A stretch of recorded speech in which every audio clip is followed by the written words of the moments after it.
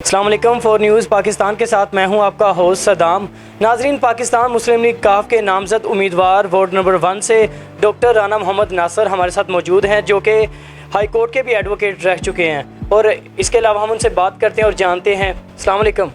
وعلیکم السلام۔ سر، پہلی بات تو آپ کا شکریہ، آپ نے ہمیں ٹائم دیا۔ سر، آپ کب سے اس کاف لیگ کے ساتھ منسلک ہیں؟ میں جب پہلے کاف لیگ کی حکومت سی 2002 سے 2007 تک، اس وقت میں کاف لیگ میں ہی تھا۔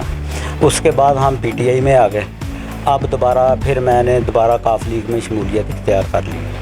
سر، پی ٹی آئی کو چھوڑنے کا کیا ریزن تھا جو آپ کاف لیگ میں دوبارہ پھر آ گئے؟ ہاں جی، پی ٹی آئی کا ریزن تھا کہ ہم نے مین جو تھا وہ یہ تھا کہ ہم پی ٹی آئی میں اس لیے گئے تھے کہ ہمارے وزیر اعظم صاحب کہتے تھے کہ میں لوٹی ہوئی دولت ان سے واپس لے کے آؤں گا، دونوں پارٹیوں سے، پی پی سے اور نون لیگ سے، جو کہ وہ اس میں کامیاب نہ ہو سکے۔ ہمارا ادھر جانے کا مقصد یہ تھا کہ یہ ایک صحیح بات ہے، ہمارے ملک کی لوٹی ہوئی دولت واپس آنی چاہیے، لیکن اس کے باوجود دولت تو واپس نہ آ سکی۔ اس کا الٹا یہ ہو گیا کہ ہمیں عوام کو اتنا مہنگائی کے تلے ہم آ گئے کہ ہمارے چولہے تک ٹھنڈے ہو گئے اور ہم اتنے مجبور ہو گئے۔ میں نے اپنے علاقے کی اور لوگوں کی، اپنے حلقہ افباب کی خواہش پہ سب نے مل کے پھر ہم نے دوبارہ کاف لیگ میں شمولیت کر۔ سر، عمران خان نے تو ابھی بھی وہ وعدے کر رہے ہیں اور کہہ رہے ہیں کہ میں اپنے وعدوں میں پورا اتر رہا ہوں، کہ جو لوٹی ہوئی رقم لے کے باہر گئے ہوئے تھے لٹیرے، ان کو واپس بھی بلا رہے ہیں اور ان سے رقم بھی واپس لے رہے ہیں، تو اس بارے میں آپ؟ ہاں، وہ تو 3 سال سے ایسے ہی ہو رہا ہے نا، چل رہا ہے نا، لیکن اس میں کوئی آثار تو نظر نہیں نہ آ رہے، یہ بات ہے۔ اور دوسری بات یہ دیکھیں نا کہ 3 سال میں حکومت نے غریب عوام کے لیے کیا کیا ہے، یہ بھی تو بات ہے نا، غریب عوام کا بھی تو دیکھنا چاہیے نا۔ غریب عوام کے لیے ہمارے نزدیک حکومت نے کچھ نہیں کیا۔ سر، آپ جب سٹارٹ میں آپ نے کاف لیگ دوبارہ جوائن کی ہے، تو آپ کا کیا ویژن ہے؟ آپ مطلب قوم کے لیے کیا کرنا چاہتے ہیں، اور اپنے جو جس حلقے میں ہیں اس میں کیا آپ کام کروا رہے ہیں؟ جی، اس میں دیکھیں، جب کاف لیگ کا پہلا دور تھا نا، اس وقت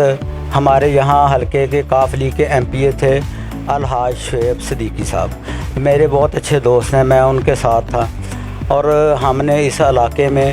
بہت کام کیے ہیں، پوری آبادی گواہ ہے، ہم نے گلیاں، سڑکیں، ہر کام اس آبادی کا کروایا ہے اس دور میں۔ اور وہ جو دور تھا ہماری پاکستان مسلم لیگ کاف کا، وہ اتنا اچھا دور تھا کہ اس میں کوئی مہنگائی، کوئی ایشو، بہت اچھی حکومت چل رہی تھی۔ اس لیے ہم نے دوبارہ یہی ادھر گئے ہیں کہ تاکہ دوسریوں کو تو کوئی نہیں ہے، یہ کاف لیگ ہے، وہ بھی بہتر حکومت ہے۔ سر، آپ یہ بتائیں کہ آپ کو لگتا ہے کہ کاف لیگ آگے اسٹیبل رہے گی، ان کی حکومت آگے بنے گی یا نہیں بنے گی؟ ہاں جی، انشاءاللہ تعالیٰ آپ دیکھیں گے، اب آپ کو یہ بلدیاتی الیکشن میں اسی میں کنٹونمنٹ کے جو ہو رہے ہیں، اسی میں کاف لیگ نے ہر جگہ پہ حصہ لیا ہے، اور انشاءاللہ تعالیٰ آپ کو 12 ستمبر کے بعد پتہ چلے گا کہ کاف لیگ کو لوگ کتنا لائک کرتے ہیں۔ سر، یہ بتائیں کہ یہاں پہ جو لوگ رہائشی ہیں ان کی کیا ڈیمانڈ ہے، وہ کیا چاہتے ہیں یہاں سے؟ دیکھیں جی، لوگوں کی جو ڈیمانڈ ہوتی ہے نا، پہلے جو حکومتی لیول پہ ہے وہ تو لوگ جو ہے نا، وہ غریب عوام ہے۔ جس جگہ پہ میں نا یہ الیکشن لڑ رہا ہوں وارڈ نمبر 1 کا، یہاں جو عوام ہے نا بہت غریب ہے، تو یہاں تو لوگوں کا پہلا ایشو تو مہنگائی کا ہے، وہ تو سارے ملک کا ایشو ہے۔ اچھا، وہ ہے، اس کے بعد آ جاتے ہیں آبادی کی طرف، تو یہاں پہ نہ تو پانی ہے، نہ صاف پانی ہے، بلکہ دوسرا پانی بھی نہیں آتا، آئے دن کوئی نہ کوئی ٹیوبل خراب رہتا ہے، اور لوگ بالٹیاں لے کر پانی کوئی ادھر سے لا رہا ہے، کوئی ادھر سے لا رہا ہے۔ سیوریج کا مسئلہ ہے، گلیاں، سڑکیں آپ دیکھیں تو ساری ٹوٹ کا شکار ہیں۔ تو یہاں پہ جو پہلے نون لیگ کا رہا شیخ شاہد، وہ یہاں سے کونسلر بن کے گیا، بعد میں وائس پریزیڈنٹ بھی کنٹونمنٹ بورڈ رہا، اس آدمی نے پورے 5 سال، یہ ہمارے غوثیہ خیبر کالونی، یہاں کا تقریباً 15,000 ٹوٹل ووٹ ہے، تو اس نے ادھر 5 سال میں ایک راؤنڈ تک نہیں لگایا۔ یہاں پہ جو عوام ہے ان کو زیادہ تر مشکلات، یہ سیوریج کا سسٹم ناکارہ ہوا پڑا ہے، سیوریج اور جو پینے کا پانی ہے، اس کی زیادہ مسئلہ ہے۔ اس کے بعد گلیاں کا آ جاتا ہے، تو اس لیے پھر میرا تو الیکشن لڑنے کا ارادہ کوئی نہیں تھا، تو میں نے تو پھر مجھے تو عوام نے حلقے نے مجبور کیا کہ ڈاکٹر صاحب آپ آئیں الیکشن میں، آپ ہماری آبادی کے آدمی ہیں، جو بھی کوئی آتا ہے باہر سے آتا ہے اس حلقے سے مطلب کہ ہماری آواز بنے اور انہوں نے ہمیں یہ کیا، بلکہ یہاں تک کہ انہوں نے میری مالی امداد کی، میرے یہ بینر پوسٹر ساری میری عوام جو ہے نا وہ خود اپنے پیسے سے بنوا رہے ہیں، تو انہوں نے مجھے ان کے آواز بنے، ان کے کہنے پہ میں الیکشن میں آیا ہوں۔ سر اگر آپ اقتدار میں آ جاتے ہیں تو آپ کا پہلا جو ویژن ہوگا وہ کیا ہوگا؟ عوام کے لیے کیا آپ سہولت فراہم کریں گے؟ جی، اس عوام میں چونکہ میں میڈیکل پیشے سے وابستہ ہوں، اس لیے مجھے پتہ ہے کہ یہاں کی غریب عوام ہے، میرا یہ ہے کہ یہاں پہ فری ڈسپینسری کوشش کریں گے، کوئی ہاسپٹل بنائیں چھوٹے لیول پہ، نہیں تو کم سے کم فری ڈسپینسری تو بنے نا، جو کہ لوگ اس سے استفادہ حاصل کر سکیں۔ دوسرا، اس کے بعد یہاں پہ پرائمری لیول کا کوئی سکول نہیں ہے، کم سے کم پرائمری لیول کا اس آبادی میں سکول تو ہونا، کیونکہ غریب لوگ ہیں وہ پرائیویٹ سکولوں کی فیسیں نہیں دے سکتے۔ ایسے ہی ہے، تو اس لیے ہمارا ویژن ہے کہ یہ ہم یہاں پہ کوئی سکول بنوائیں اور یہاں پہ کوئی فری ڈسپینسری ہیں 2-3 علیحدہ حلقوں میں بنوائیں اپنے میں، اور اس کے بعد پھر ہمارا ویژن ہے کہ یہ پانی جو پینے کا ہے اس کے لیے ٹیوب ویل لگوائے جائیں اور صاف پانی کا فلٹر پلانٹ وغیرہ اور سیوریج کا نظام بہتر بنائیں۔ مطلب کہ آپ ان جو اس حلقے کی عوام ان کے لیے مسیحا بن کے آ رہے ہیں، تو اگر آپ اقتدار میں آ گئے تو آپ کو امید ہے کہ آپ یہ ساری چیزیں کر پائیں گے؟ ہاں جی، انشاءاللہ تعالی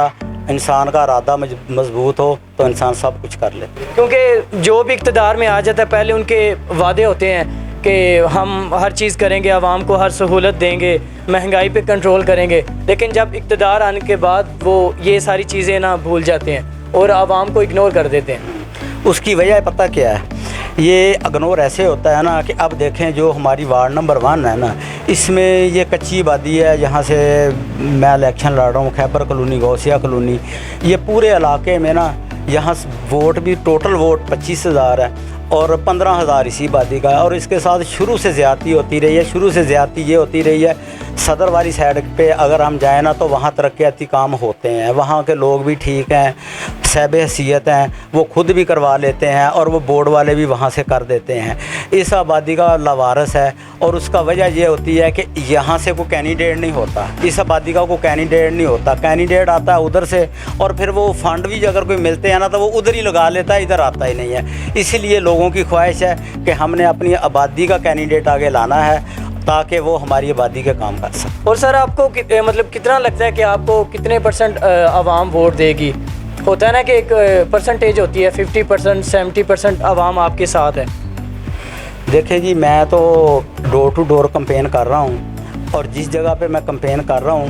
لوگوں سے بہت اچھا رسپانس ہے۔ لوگ تو مجھے بازو سے پکڑ کے گھر لے جاتے ہیں اور چائے بھی پلاتے ہیں اور کہتے ہیں کہ جی ڈاکٹر صاحب ہمیں تو یہی بہت بڑی خوشی ہے کہ آپ الیکشن میں آ گئے، اب اگلا کام جو ووٹنگ والا ہے وہ ہم پہ چھوڑ دو، وہ آپ کا کام نہیں، وہ ہمارا کام ہے۔ آپ بے شک کوئی رکشہ، کوئی بس، کوئی چیز، ہم آپ سے کوئی بریانی شریانی نہیں کھاتے، تو ہمیں بریانی ہے جدھر سے مرضی کھانے دو، ووٹ آپ کو ملے ہوئے، آپ کو 12 تاریخ کو پتہ چل جائے گا کہ ہم نے ووٹ کدھر۔ اچھا سر، لاسٹ میں آپ جو عوام ہمیں ناظرین دیکھ رہے ہیں ان کو کیا پیغام دینا چاہیں گے؟ میرا اپنے علاقے کی عوام کو یہی پیغام ہے کہ آپ نے جتنے جوش و خروش جذبات سے مجھے الیکشن میں خود لائے ہو، اس لیے کہ ڈاکٹر صاحب آپ شریف آدمی ہو، ہمیں شریف آدمی چاہیے، تو میں چاہتا ہوں شرافت کی سیاست ہونی چاہیے، اور مجھے اسی طرح 12 تاریخ کو ووٹ دیں تاکہ ہر جگہ لوگوں کو پتہ چلے کہ لوگ شریف آدمی کو چاہتے ہیں۔ میں اپنی حلقے کے عوام سے پرزور اپیل کرتا ہوں کہ 12 تاریخ کو ٹریکٹر کا نشان یاد رکھنا، ٹریکٹر کو کبھی نہیں بولنا۔ ٹریکٹر کسان کی خوشحالی کا نشان ہے، ٹریکٹر چلے گا خوشحالی آئے گی، تو عوام ٹریکٹر کا نشان یاد رکھیں اور ٹریکٹر پر مہر لگا کے اپنی شرافت کی سیاست کا ثبوت دیں۔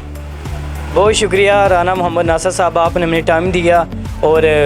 عوام کے مسائل کو بھی اجاگر کیا، اور یہ بھی کہا کہ اگر میں اقتدار میں آتا ہوں تو میں انشاءاللہ ان کے لیے کام کروں گا۔ اسی کے ساتھ مجھے اجازت دیں، اللہ نگہبان۔